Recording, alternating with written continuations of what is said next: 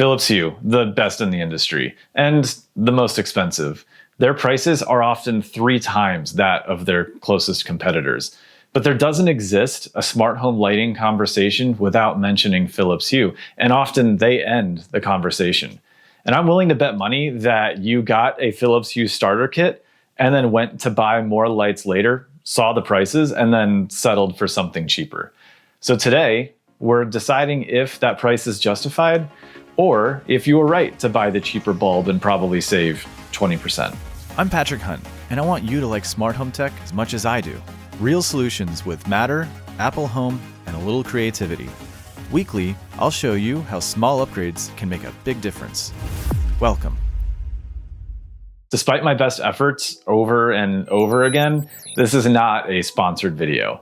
I'm just making a video about a brand I really like on my own free will. I have 26 Philips Hue lights and a few remotes connected to the Philips Hue bridge, all in Apple Home. And I haven't done the Matter update for the Philips Hue bridge. I just didn't feel like setting everything up again. So in this case, we can effectively say that I didn't make smart Matter. And that's not the only rule I've broken. I speak endlessly about how I avoid hubs, but the Philips Hue lights, they require a hub. And I prioritize thread in our house, but my 24 Hue lights are all on the Zigbee protocol. So not Matter, not thread, requires a hub, expensive. So just what is it about these lights that's making me break every rule I've set in my house for our smart home devices? Between GE Sync, Nanoleaf, and Aqara, I haven't found one competitor that comes even close to Philips Hue when it comes to variety of bulb size, but most importantly, quality of light, especially when it comes to color reproduction and saturation. A few years ago, we remodeled our bathroom, and I installed some GE Sync recessed lights. I got up in our attic, I laid across a bunch of insulation just to get to some really tight spaces to reach the wiring. And when we flipped the lights on for the first time, the color seemed really washed out. It was like they were compensating for lack of color saturation with light intensity. Think of it like a white light trying to pierce through a color. Like somebody whispered the word blue in the general vicinity of these bulbs.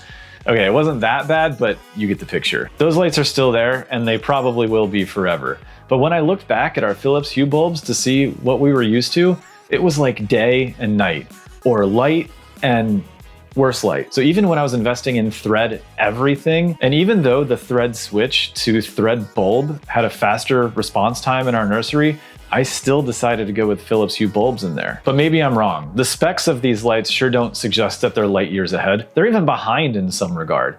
So let's compare the Philips Hue A19 to the Nanoleaf A19 to the Aqara T2. Hue is Zigbee and requires a hub. Nanoleaf is thread, so no hub. Aqara is thread or Zigbee. This Hue bulb is 800 lumens. Nanoleaf is 1100 lumens. Aqara is 950 lumens. And they all say over 16 million colors. The Hue is 2000 to 6500 Kelvin color temperature range. Nanoleaf is 2700 to 6500 Kelvin. Aqara is 2000 to 9000 Kelvin. The Hue bulb on the color rendering index is greater than 80. The Aqara says it's greater than 90. And I couldn't find information on the Nanoleaf. Look, I'm not a specs guy, and I'm sure there's something flawed about this test, but we like to have fun here. So let's compare these bulbs side by side. I wanted to keep the identity of these bulbs unknown until the end, but I really don't know how I could have done that. So that's the Nanoleaf on the left, Aqara in the middle, and Hue on the right.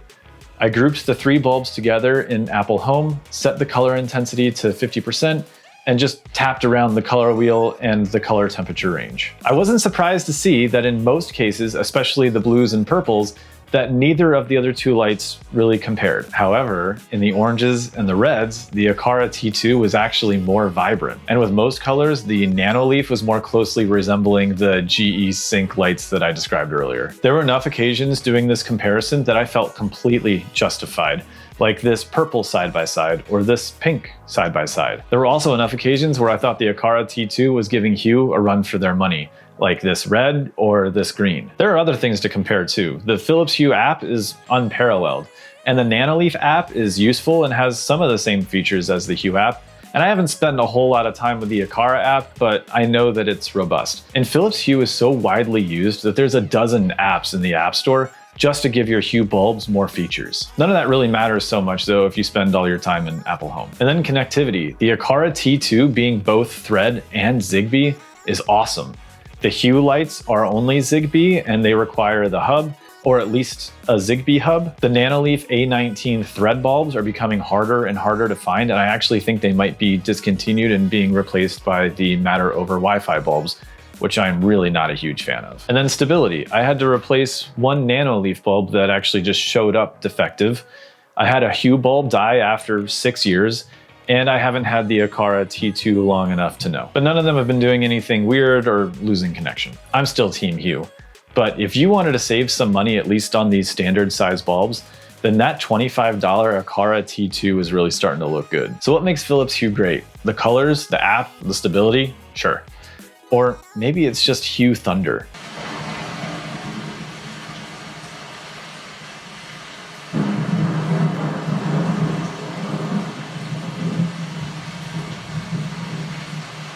If you haven't yet, please like and subscribe, and I'll see you next week.